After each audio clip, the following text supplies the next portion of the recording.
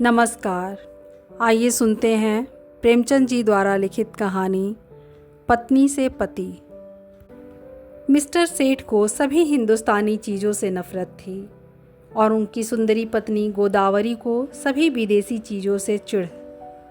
मगर धैर्य और विनय भारत की देवियों का आभूषण है।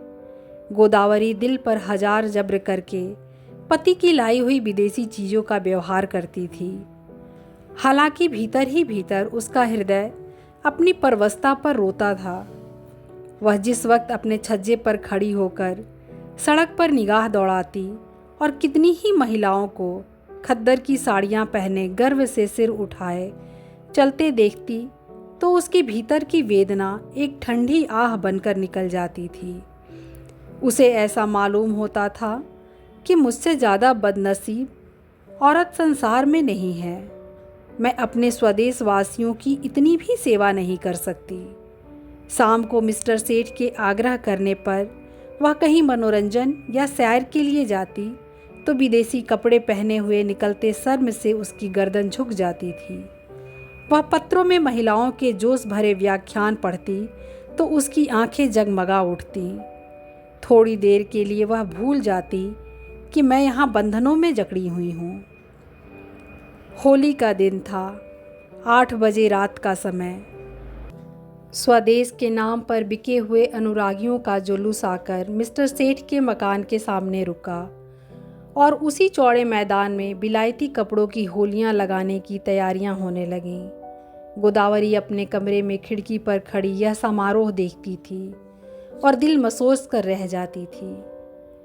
एक वह है जो यूं खुश खुश आज़ादी के नशे के मतवाले गर्व से सिर उठाए होली लगा रहे हैं, और एक मैं हूँ कि पिंजड़े में बंद पक्षी की तरह फड़फड़ा रही हूँ। इन तिलियों को कैसे तोड़ूं? उसने कमरे में निगाह दौड़ाई। सभी चीज़ें विदेशी थीं। स्वदेशी का एक सूत भी न था। यही चीज़ें वहाँ जलाई जा रही थीं और वही चीज़ें यहाँ उसके हृदय में संचित ग्लानि की भांति संदूकों में रखी हुई थीं। उसके जी में एक लहर उठ रही थी कि इन चीज़ों को उठाकर उसी होली में डाल दे, उसकी सारी ग्लानि और दुर्बलता जलकर भस्म हो जाए। मगर पति की अप्रसन्नता के भय ने उसका हाथ पकड़ लिया। सहसा मिस्टर सेठ ने अंदर आकर कहा, जरा इन सिरफिरों को देखो, कपड़े जला रहे हैं। यह पागलपन, उन्माद और विद्रोह नहीं तो और क्या है? किसी ने सच कहा है, हिंदुस्तानियों को न अकल आई है न आएगी। कोई कल भी तो सीधी नहीं। गोदावरी ने कहा, तुम भी हिंदुस्तानी हो? सेठ ने गर्म होकर कहा, हाँ, लेकिन मुझे इसका हमेशा खेद रहता है कि ऐसे अभागे देश में क्यों पैदा हुआ। मैं नहीं चाहता कि कोई मुझे हिंदुस्तानी कहे या समझे। कम से कम मैंने आचार व्यवहार, वेशभूषा, रीति नीति, कर्म वचन में कोई ऐसी बात नहीं रखी जिससे हमें कोई हिंदुस्तानी होने का कलंक लगाए। पूछिए, जब हमें 8 आने गज में बढ़िया कपड़ा मिलता है तो हम क्यों मोटा टाट खरीदें? इस विषय में हर एक को पूरी स्वाधीनता होनी चाहिए। न जाने क्यों गवर्नमेंट ने इन दुष्टों को यहाँ जमा होने दिया। अगर मेरे हाथ में अधिकार होता तो सबों को जहन्नुम रसीद कर देता, तब आटे दाल का भाव मालूम होता। गोदावरी ने अपने शब्दों में तीक्ष्ण तिरस्कार भर के कहा, तुम्हें अपने भाइयों का जरा भी ख्याल नहीं आता? भारत के सिवा और भी कोई देश है जिस पर किसी दूसरी जाति का शासन हो? छोटे छोटे राष्ट्र भी किसी दूसरी जाति के गुलाम बनकर नहीं रहना चाहते। क्या एक हिंदुस्तानी के लिए यह लज्जा की बात नहीं कि वह अपने थोड़े से फायदे के लिए सरकार का साथ देकर अपने ही भाइयों के साथ अन्याय करे? सेठ ने भौवें चढ़ाकर कहा, मैं इन्हें अपना भाई नहीं समझता। गोदावरी, आखिर तुम्हें सरकार जो वेतन देती है वह इन्हीं की जेब से तो आता है। सेठ, मुझे इससे कोई मतलब नहीं कि मेरा वेतन किसकी जेब से आता है। मुझे जिसके हाथ से मिलता है वह मेरा स्वामी है। न जाने इन दुष्टों को क्या सनक सवार हुई है। कहते हैं भारत आध्यात्मिक देश है। क्या अध्यात्म का यही आशय है कि परमात्मा के विधानों का विरोध किया जाए? जब यह मालूम है कि परमात्मा की इच्छा के विरुद्ध एक पत्ती भी नहीं हिल सकती, तो यह कैसे मुमकिन है कि यह इतना बड़ा देश परमात्मा की मर्जी के बगैर अंग्रेजों के अधीन हो? क्यों इन दीवानों को इतनी अकल नहीं आती कि जब तक परमात्मा की इच्छा न होगी कोई अंग्रेजों का बाल बांका न कर सकेगा? गोदावरी: तो फिर क्यों नौकरी करते हो? परमात्मा की इच्छा होगी तो आप ही आप भोजन मिल जाएगा। बीमार होते हो तो क्यों दौड़े वैद्य के घर जाते हो? परमात्मा उन्हीं की मदद करता है जो अपनी मदद आप करते हैं। सेठ: बेशक करता है, लेकिन अपने घर में आग लगा देना, घर की चीज़ों को जला देना, ऐसे काम हैं जिन्हें परमात्मा कभी पसंद नहीं करता। गोदावरी: तो यहाँ के लोगों को चुपचाप बैठे रहना चाहिए? सेठ: नहीं, रोना चाहिए। इस तरह रोना चाहिए जैसे बच्चे माता के दूध के लिए रोते हैं। सहसा होली जली, आग की शिखाएं आसमान से बातें करने लगीं, मानो स्वाधीनता की देवी अग्नि वस्त्र धारण किए हुए आकाश के देवताओं से गले मिलने जा रही हो। दीनानाथ ने खिड़की बंद कर दी। उनके लिए यह दृश्य भी असह्य था। गोदावरी इस तरह खड़ी रही जैसे कोई गाय कसाई के खूंटे पर खड़ी हो। उसी वक्त किसी के गाने की आवाज़ आई, वतन की देखी ये तकदीर कब बदलती है। गोदावरी के विषाद से भरे हुए हृदय में एक चोट लगी। उसने खिड़की खोल दी और नीचे की तरफ झांका। होली अब भी जल रही थी और एक अंधा लड़का अपनी खंजरी बजाकर गा रहा था, वतन की देखी ये तकदीर कब बदलती है। वह खिड़की के सामने पहुंचा तो गोदावरी ने पुकारा, ओ अंधे, खड़ा रह। अंधा खड़ा हो गया। गोदावरी ने संदूक खोला, पर उसमें उसे 1 पैसा मिला। नोट और रुपए थे, मगर अंधे फकीर को नोट या रुपए देने का तो सवाल ही न था। पैसे अगर 2-4 मिल जाते तो इस वक्त वह ज़रूर दे देती, पर वहाँ 1 ही पैसा था, वह भी इतना घिसा हुआ कि कहार बाजार से लौटा लाया था, किसी दुकानदार ने ना लिया था। अंधे को वह पैसा देते हुए गोदावरी को शर्म आ रही थी। वह जरा देर तक पैसे को हाथ में लिए संशय में खड़ी रही। तब अंधे को बुलाया और पैसा दे दिया। अंधे ने कहा, माताजी, कुछ खाने को दीजिए, आज दिन भर से कुछ नहीं खाया। गोदावरी: दिन भर मांगता है तब भी तुझे खाने को नहीं मिलता? अंधा: क्या करूं माता, कोई खाने को नहीं देता। गोदावरी: इस पैसे का चबेना लेकर खा ले। अंधा: खा लूँगा माताजी, भगवान आपको खुश रखे, अब यहीं सोता हूँ। दूसरे दिन प्रातःकाल कांग्रेस की तरफ से एक आम जलसा हुआ। मिस्टर सेठ ने बिलायती टूथ पाउडर बिलायती ब्रश से दांतों पर मला, बिलायती साबुन से नहाया, बिलायती चाय बिलायती प्यालियों में पी, बिलायती बिस्कुट बिलायती मक्खन के साथ खाया, बिलायती दूध पिया, फिर बिलायती सूट धारण करके बिलायती सिगार मुंह में दबाकर घर से निकले और अपनी मोटरसाइकिल पर बैठकर फ्लावर शो देखने चले गए। गोदावरी को रात भर नींद नहीं आई थी। दुराशा और पराजय की कठिन यंत्रणा किसी कोड़े की तरह उसके हृदय पर पड़ रही थी। ऐसा मालूम होता था कि उसके कंठ में कोई कड़वी चीज अटक गई है। मिस्टर सेठ को अपने प्रभाव में लाने की उसने वह सब योजनाएं की जो एक रमणी कर सकती है, पर उस भले आदमी पर उसके सारे हाव भाव, मृदु मुस्कान और वाणी विलास का कोई असर न हुआ। खुद तो स्वदेशी वस्त्रों के व्यवहार करने पर क्या राजी होते, गोदावरी के लिए एक खद्दर की साड़ी लाने पर भी सहमत न हुए। यहाँ तक कि गोदावरी ने उनसे कभी कोई चीज़ मांगने की कसम खा ली। क्रोध और ग्लानि ने उसकी सद्भावना को इस तरह विकृत कर दिया जैसे कोई मैली वस्तु निर्मल जल को दूषित कर देती है। उसने सोचा, जब यह मेरी इतनी सी बात नहीं मान सकते, तब फिर मैं क्यों इनके इशारे पर चलूं? क्यों इनकी इच्छाओं की लौड़ी बनी रहूं? मैंने इनके हाथ कुछ अपनी आत्मा नहीं बेची है। अगर आज ये चोरी या गबन करें तो क्या मैं सजा पाऊंगी? उसकी सजा ये खुद झेलेंगे। उसका अपराध इनके ऊपर होगा। इन्हें अपने कर्म और वचन का अख्तियार है। मुझे अपने कर्म और वचन का अख्तियार, या अपनी सरकार की गुलामी करें, अंग्रेजों की चौखट पर नाक रगड़ें, मुझे क्या गरज है कि मैं उसमें इनका सहयोग करूं? जिसमें आत्माभिमान नहीं, जिसने अपने को स्वार्थ के हाथों बेच दिया, उसके प्रति अगर मेरे मन में भक्ति न हो तो मेरा दोष नहीं। यह नौकर हैं या गुलाम? नौकरी और गुलामी में अंतर है। नौकर कुछ नियमों के अधीन अपना निर्दिष्ट काम करता है। वह नियम स्वामी और सेवक दोनों पर ही लागू होते हैं। स्वामी अगर अपमान करे, अपशब्द कहे, तो नौकर उसको सहन करने के लिए मजबूर नहीं। गुलाम के लिए कोई शर्त नहीं।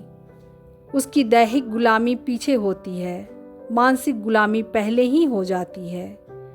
सरकार ने इनसे कब कहा है कि देसी चीज़ें न खरीदो? सरकारी टिकटों तक पर यह शब्द लिखे होते हैं, स्वदेशी चीज़ें खरीदो। इससे विदित है कि सरकार देसी चीज़ों का निषेध नहीं करती। फिर भी यह महाशय सुरखरू बनने की फिक्र में सरकार से भी 2 अंगुल आगे बढ़ना चाहते हैं।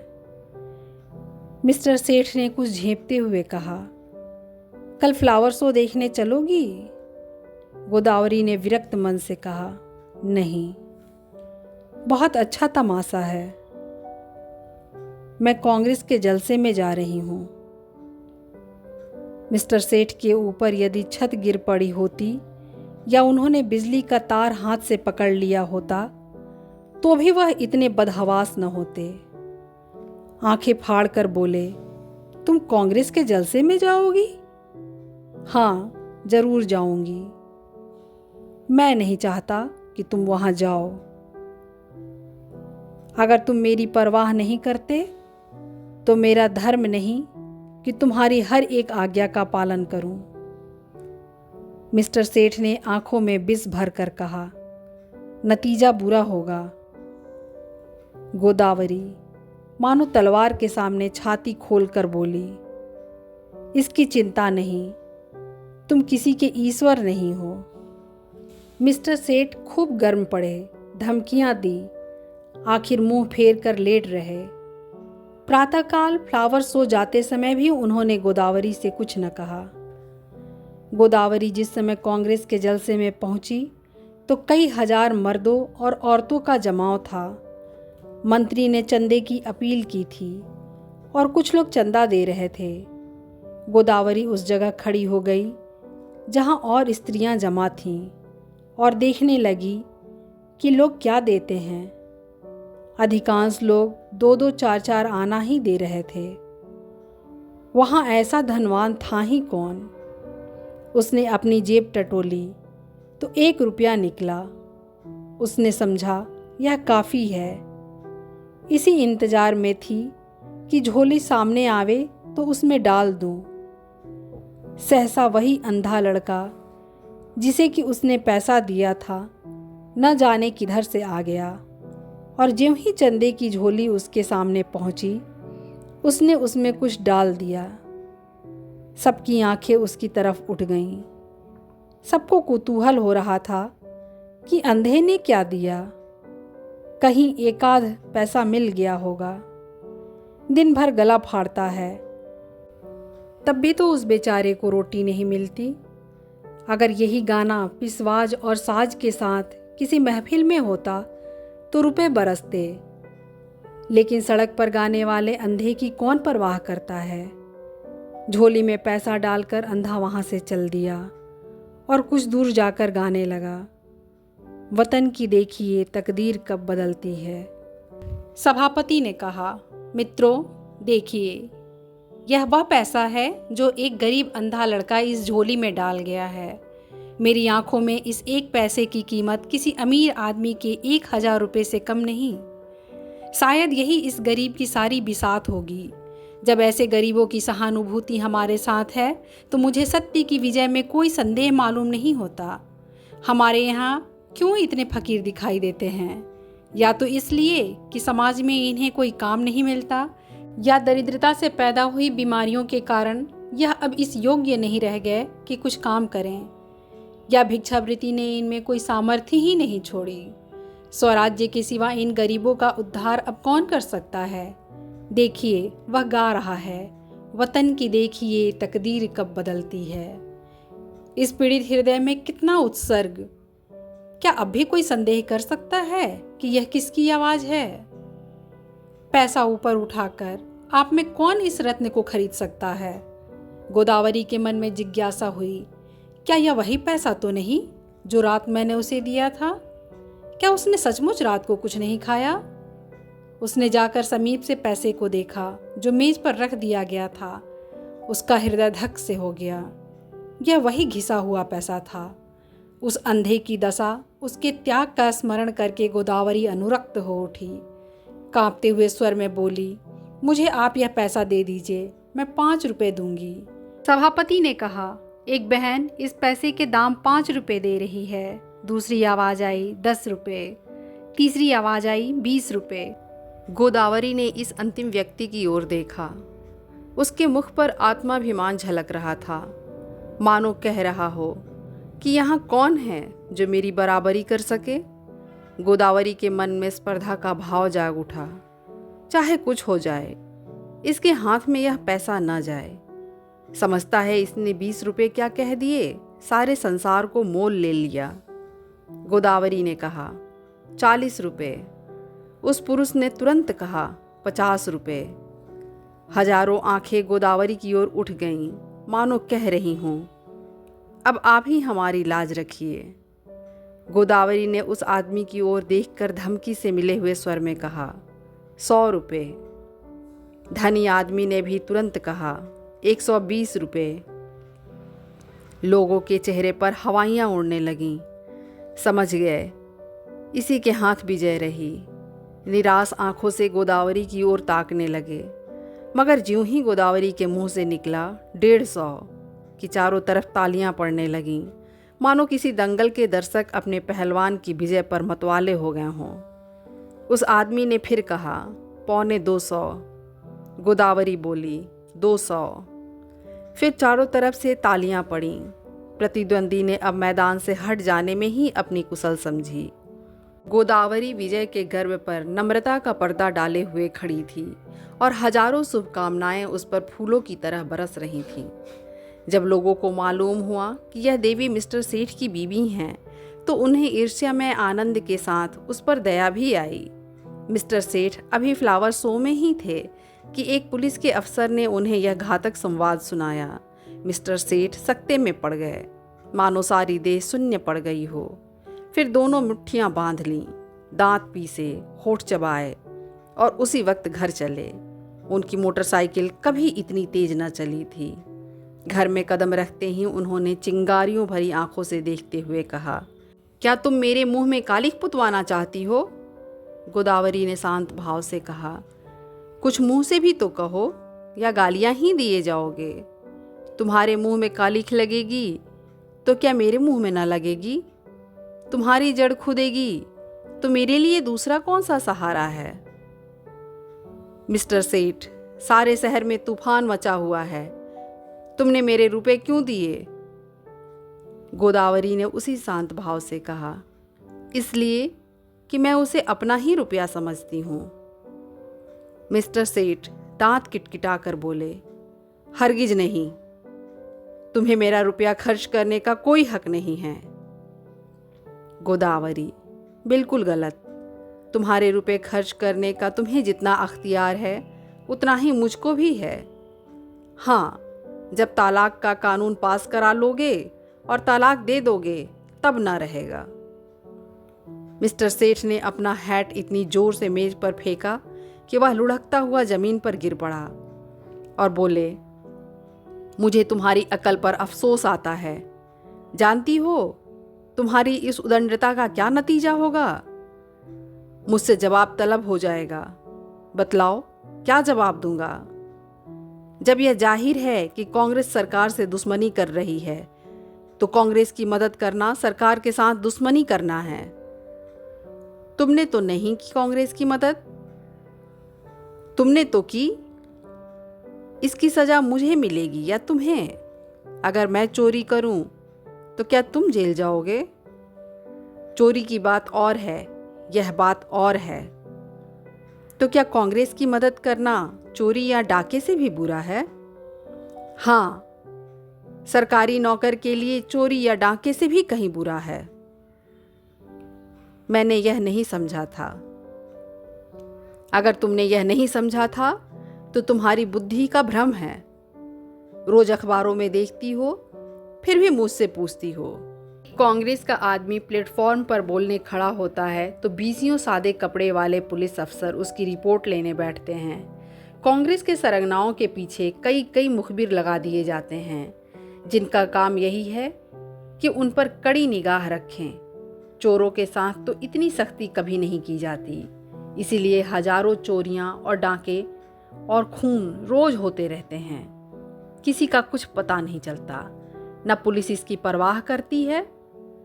मगर पुलिस को जिस मामले में राजनीति की गंध भी आ जाती है, फिर देखो पुलिस की मुस्तैदी। इंस्पेक्टर जनरल से लेकर कांस्टेबल तक एड़ियों तक का जोर लगाते हैं। सरकार को चोरों से भय नहीं, चोर सरकार पर चोट नहीं करता। कांग्रेस सरकार के अख्तियार पर हमला करती है, इसलिए सरकार भी अपनी रक्षा के लिए अपने अख्तियार से काम लेती है। यह तो प्रकृति का नियम है। मिस्टर सेठ आज दफ्तर चले तो उनके कदम पीछे रह जाते थे। न जाने आज वहाँ क्या हाल हो। रोज की तरह दफ्तर में पहुंचकर उन्होंने चपरासियों को डांटा नहीं, क्लर्कों पर रोब नहीं जमाया। चुपके से जाकर कुर्सी पर बैठ गए। ऐसा मालूम होता था कोई तलवार सिर पर लटक रही है। साहब की मोटर की आवाज़ सुनते ही उनके प्राण सूख गए। रोज वह अपने कमरे में बैठे रहते थे। जब साहब आकर बैठ जाते थे तब आध घंटे के बाद मिसले लेकर पहुंचते थे। आज वह बरामदे में खड़े थे। साहब उतरे तो झुककर उन्होंने सलाम किया, मगर साहब ने मुंह फेर लिया। लेकिन वह हिम्मत नहीं हारे, आगे बढ़कर पर्दा हटा दिया। साहब कमरे में गए तो सेठ साहब ने पंखा खोल दिया, मगर जान सूखी जाती थी कि देखें कब सिर पर तलवार गिरती है। साहब ज्यों ही कुर्सी पर बैठे, सेठ ने लपककर सिगार केस और दिया सलाई मेज पर रख दी। एकाएक ऐसा मालूम हुआ मानो आसमान फट गया हो। साहब गरज रहे थे, तुम दगाबाज आदमी हैं। सेठ ने इस तरह साहब की तरफ देखा जैसे उनका मतलब नहीं समझे। साहब ने फिर गरज कर कहा, तुम दगाबाज आदमी हैं। मिस्टर सेठ का खून गर्म हो उठा। बोले, मेरा तो ख्याल है कि मुझसे बड़ा राजभक्त इस देश में ना होगा। साहब, तुम नमक हराम आदमी हैं। मिस्टर सेठ के चेहरे पर सुर्खी आई। आप व्यर्थ ही अपनी जुबान खराब कर रहे हैं। साहब, तुम शैतान आदमी हैं। मिस्टर सेठ की आंखों में सुर्खी आई। आप मेरी बेइज्जती कर रहे हैं। ऐसी बातें सुनने की मुझे आदत नहीं है। साहब, तुम चुप रहो। यू ब्लडी, तुमको सरकार 500 रुपया इसलिए नहीं देता कि तुम अपनी वाइफ के हाथ से कांग्रेस का चंदा दिलवाओ। तुमको इसलिए सरकार रुपया नहीं देता। मिस्टर सेठ को अब अपनी सफाई देने का अवसर मिला। बोले, मैं आपको विश्वास दिलाता हूँ कि मेरी वाइफ ने सरासर मेरी मर्जी के खिलाफ रुपए दिए हैं। मैं तो उस वक्त फ्लावर शो देखने गया था जहाँ मिस फ्रांक का गुलदस्ता 5 रुपए में लिया। वहाँ से लौटा तो मुझे यह खबर मिली। साहब, ओ तुम हमको बेवकूफ़ बनाता है। यह बात अग्निशिला की भांति ज्यों ही साहब के मस्तिष्क में घुसी, उनके मिजाज का पारा उबाल के दर्जे तक पहुंच गया। किसी हिंदुस्तानी की इतनी मजाल कि उन्हें बेवकूफ़ बनाए। वह जो हिंदुस्तान के बादशाह हैं, जिनके पास बड़े बड़े तालुकेदार सलाम करने आते हैं, जिनके नौकरों को बड़े बड़े रईस नजराने देते हैं, उन्हीं को कोई बेवकूफ़ बनाए। उसके लिए वह असहाय था, रूल उठाकर दौड़ा। लेकिन मिस्टर सेठ भी मजबूत आदमी थे। यूँ वह हर तरह की खुशामद किया करते थे, लेकिन यह अपमान स्वीकार न कर सके। उन्होंने रूल को तो हाथ पर लिया और एक डग आगे बढ़कर ऐसा घूंसा साहब के मुंह पर रसीद किया कि साहब की आंखों के सामने अंधेरा छा गया। वह इस मुष्टि प्रहार के लिए तैयार न थे। उन्हें कई बार इसका अनुभव हो चुका था कि नेटिव बहुत शांत, दब्बू और गमखोर होता है। विशेषकर साहबों के सामने तो उसकी जुबान तक नहीं खुलती। कुर्सी पर बैठकर नाक का खून पोंछने लगा। फिर मिस्टर सेठ से उलझने की उसकी हिम्मत नहीं पड़ी, मगर दिल में सोच रहा था इसे कैसे नीचा दिखाऊं। मिस्टर सेठ भी अपने कमरे में आकर इस परिस्थिति पर विचार करने लगे।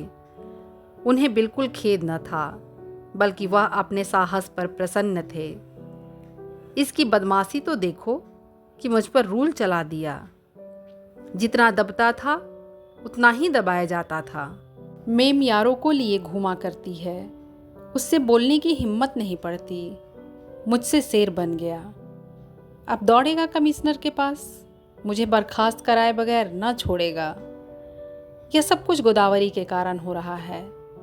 बेइज्जती तो हो ही गई, अब रोटियों को भी मोहताज होना पड़ेगा। मुझसे तो कोई पूछेगा भी नहीं, बर्खास्तगी का परवाना आ जाएगा। अपील कहाँ होगी? सेक्रेटरी है हिंदुस्तानी, मगर अंग्रेज़ों से भी ज़्यादा अंग्रेज। होम मेंबर भी हिंदुस्तानी हैं, मगर अंग्रेज़ों के गुलाम। गोदावरी के चंदे का हाल सुनते ही उन्हें जूड़ी चढ़ जाएगी। न्याय की किसी से आशा नहीं, अब यहाँ से निकल जाने में ही कुशल है। उन्होंने तुरंत एक इस्तीफ़ा लिखा और साहब के पास भेज दिया। साहब ने उस पर लिख दिया, बर्खास्त। दोपहर को जब मिस्टर सेठ मुंह लटकाए हुए घर पहुंचे तो गोदावरी ने पूछा, आज जल्दी कैसे आ गए? मिस्टर सेठ दहकती हुई आंखों से देखकर बोले, जिस बात पर लगी थी वह हो गई, अब रो। सिर पर हाथ रख के। गोदावरी, बात क्या हुई? कुछ कहो भी तो। सेठ, बात क्या हुई? उसने आंखें दिखाई, मैंने चाटा जमाया और इस्तीफ़ा देकर चला आया। गोदावरी, इस्तीफ़ा देने की क्या जल्दी थी? सेठ, और क्या सिर के बाल नुचवाता?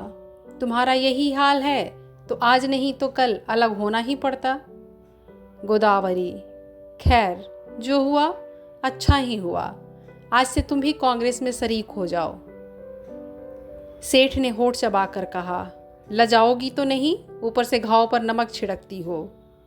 गोदावरी, लजाऊं क्यों, मैं तो खुश हूं कि तुम्हारी बेड़ियां कट गईं। सेठ, आखिर कुछ सोचा है, काम कैसे चलेगा? गोदावरी, सब सोच लिया है, मैं चलाकर दिखा दूंगी। हाँ, मैं जो कुछ कहूँ वह तुम किए जाना। अब तक मैं तुम्हारे इशारों पर चलती थी, अब से तुम मेरे इशारे पर चलना। मैं तुमसे किसी बात की शिकायत ना करती थी। तुम जो कुछ खिलाते थे खाती थी, जो कुछ पहनाते थे पहनती थी, महल में रखते महल में रहती, झोपड़ी में रखते झोपड़ी में रहती। उसी तरह तुम भी रहना, जो काम करने को कहूँ वह करना, फिर देखूँ कैसे काम नहीं चलता। बड़प्पन सूट बूट और ठाट बाट में नहीं है। जिसकी आत्मा पवित्र हो वही ऊंचा है। आज तक तुम मेरे पति थे, आज से मैं तुम्हारा पति हूँ। सेठ जी उसकी ओर स्नेह की आंखों से देखकर हंस पड़े।